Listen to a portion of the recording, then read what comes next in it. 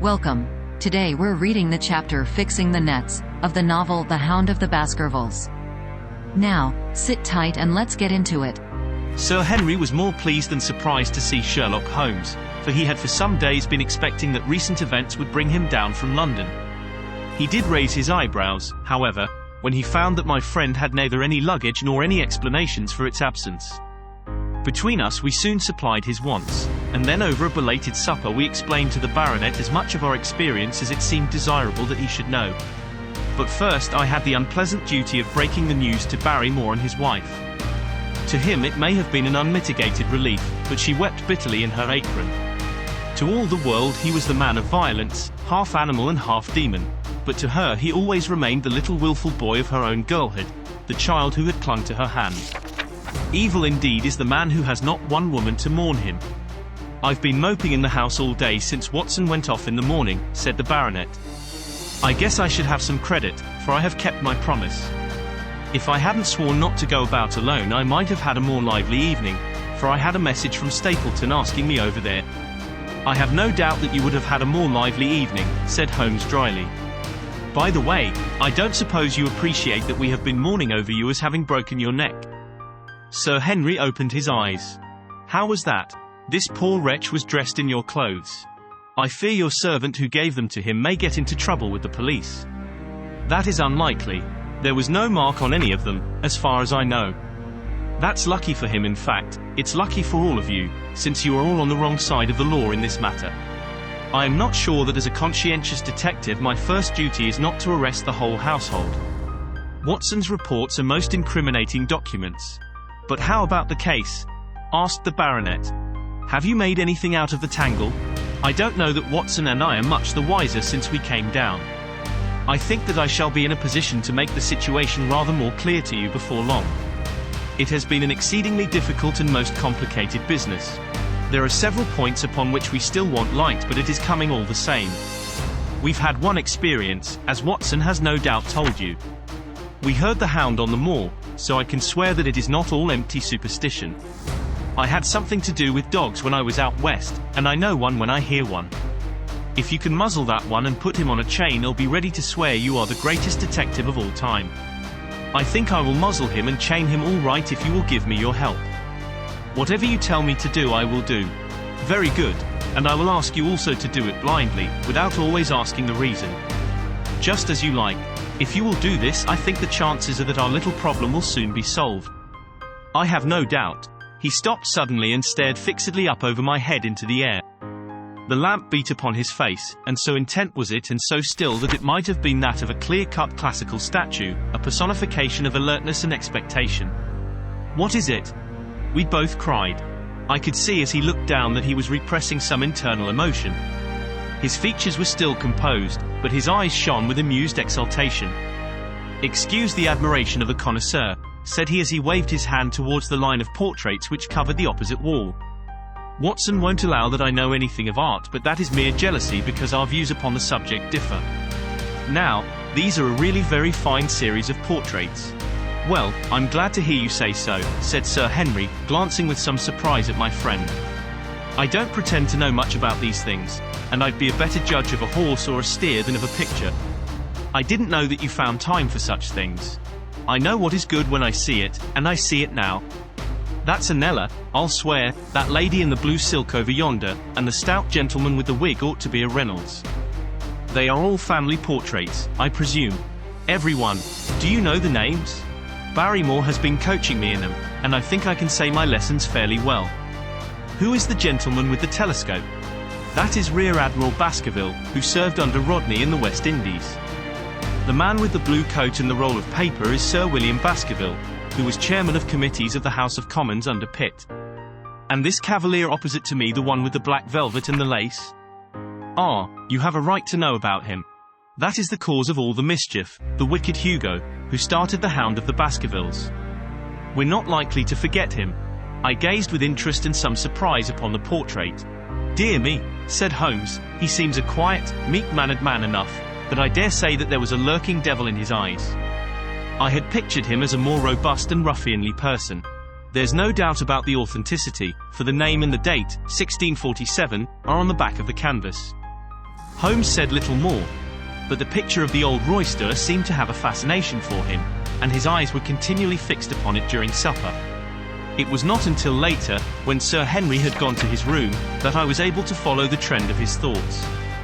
He led me back into the banqueting hall, his bedroom candle in his hand, and he held it up against the time-stained portrait on the wall. "Do you see anything there?" I looked at the broad-plumed hat, the curling lovelocks, the white lace collar, and the straight, severe face which was framed between them.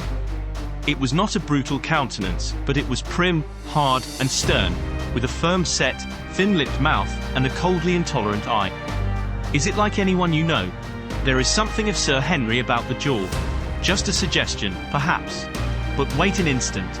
He stood upon a chair, and, holding up the light in his left hand, he curved his right arm over the broad hat and round the long ringlets. "Good heavens!" I cried in amazement. The face of Stapleton had sprung out of the canvas. "Ha, you see it now. My eyes have been trained to examine faces and not their trimmings. It is the first quality of a criminal investigator that he should see through a disguise. But this is marvelous. It might be his portrait. Yes, it is an interesting instance of a throwback, which appears to be both physical and spiritual. A study of family portraits is enough to convert a man to the doctrine of reincarnation. The fellow is a Baskerville, that is evident. With designs upon the succession. Exactly. This chance of the picture has supplied us with one of our most obvious missing links. We have him, Watson, we have him, and I dare swear that before tomorrow night he will be fluttering in our net as helpless as one of his own butterflies. A pin, a cork, and a card, and we add him to the Baker Street collection." He burst into one of his rare fits of laughter as he turned away from the picture. I have not heard him laugh often, and it has always boded ill to somebody. I was up betimes in the morning, but Holmes was afoot earlier still, for I saw him as I dressed, coming up the drive. "Yes, we should have a full day today," he remarked, and he rubbed his hands with the joy of action. "The nets are all in place, and the drag is about to begin. We'll know before the day is out whether we have caught our big, lean-jawed pike, or whether he has got through the meshes. Have you been on the moor already? I have sent a report from Grimpen to Princetown as to the death of Selden. I think I can promise that none of you will be troubled in the matter. And I have also communicated with my faithful Cartwright, who would certainly have pined away at the door of my hut, as a dog does at his master's grave, if I had not set his mind at rest about my safety. What is the next move? To see Sir Henry. Ah, here he is." "Good morning, Holmes," said the baronet. "You look like a general who is planning a battle with his chief of the staff." "That is the exact situation. Watson was asking for orders. And so do I. Very good. You are engaged, as I understand, to dine with our friends the Stapletons tonight.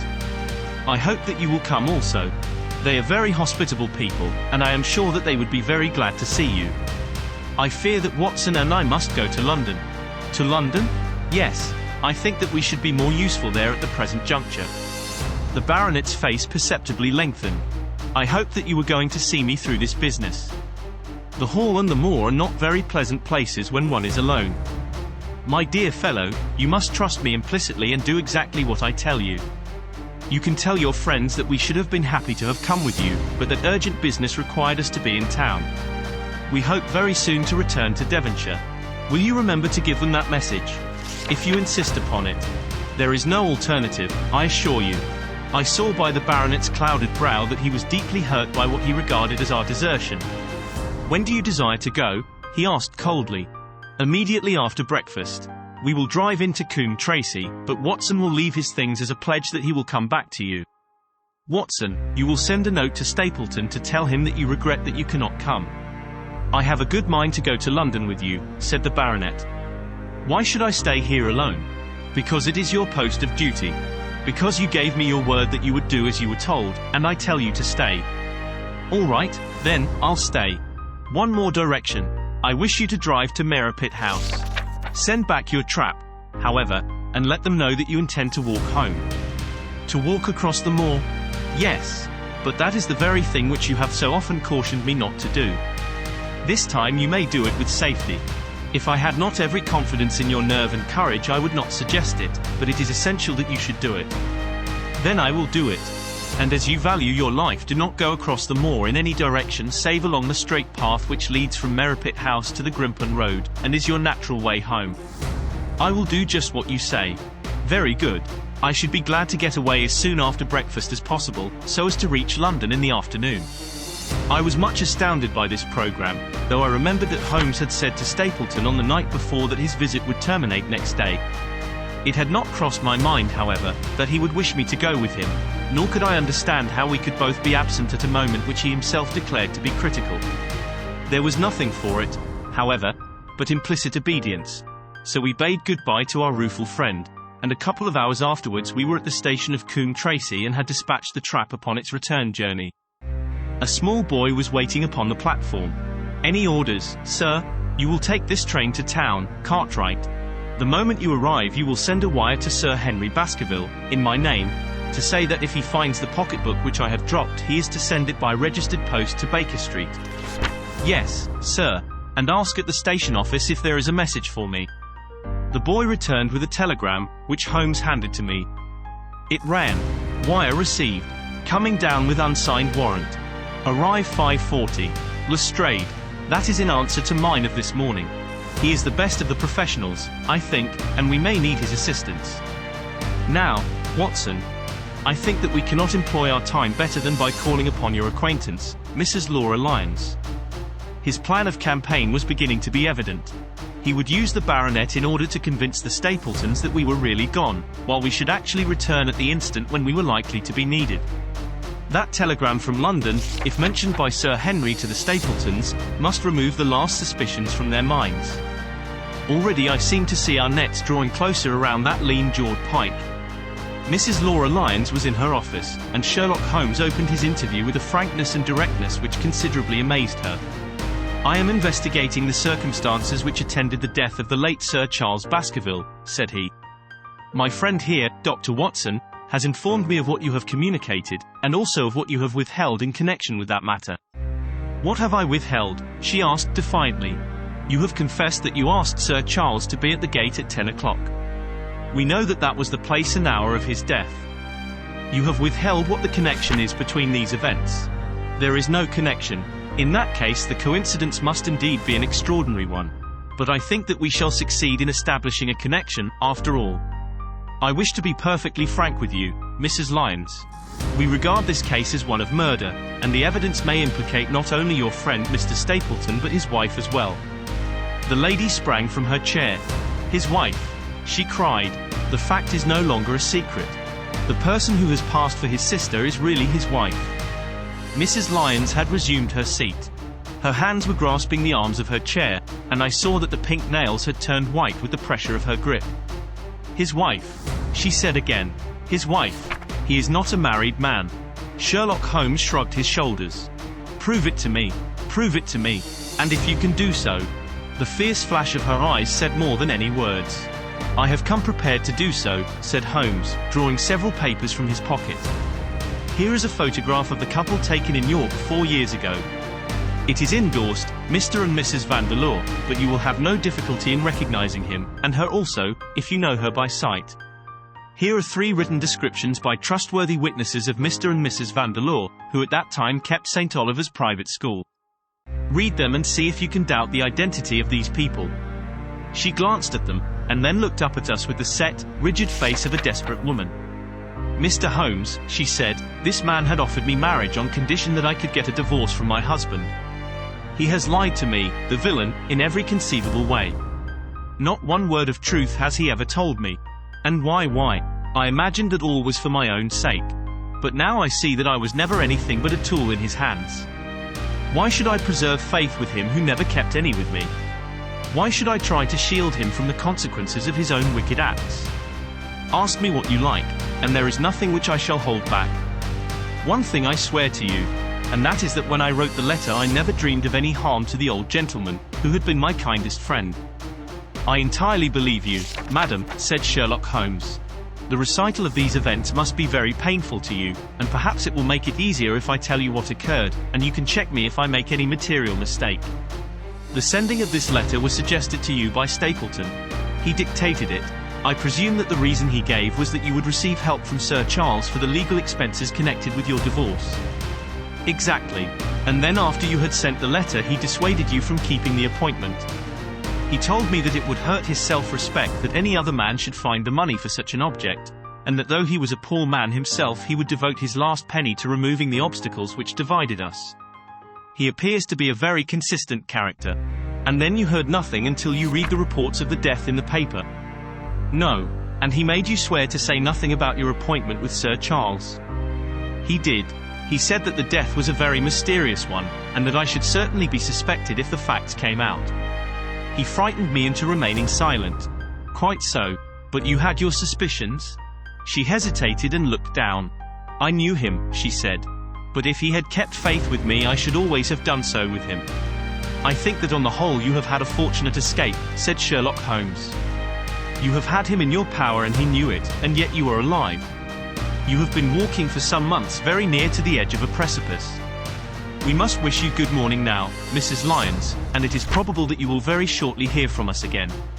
Our case becomes rounded off, and difficulty after difficulty thins away in front of us, said Holmes as we stood waiting for the arrival of the express from town. I shall soon be in the position of being able to put into a single connected narrative one of the most singular and sensational crimes of modern times. Students of criminology will remember the analogous incidents in Godno, in Little Russia, in the year 66. And of course there are the Anderson murders in North Carolina. But this case possesses some features which are entirely its own. Even now we have no clear case against this very wily man. But I shall be very much surprised if it is not clear enough before we go to bed this night. The London Express came roaring into the station, and a small, wiry bulldog of a man had sprung from a first-class carriage. We all three shook hands, and I saw at once from the reverential way in which Lestrade gazed at my companion that he had learned a good deal since the days when they had first worked together. I could well remember the scorn which the theories of the reasoner used then to excite in the practical man. "Anything good?" he asked. "The biggest thing for years," said Holmes. "We have 2 hours before we need think of starting. I think we might employ it in getting some dinner, and then, Lestrade, we will take the London fog out of your throat by giving you a breath of the pure night air of Dartmoor. Never been there? Ah, well, I don't suppose you will forget your first visit."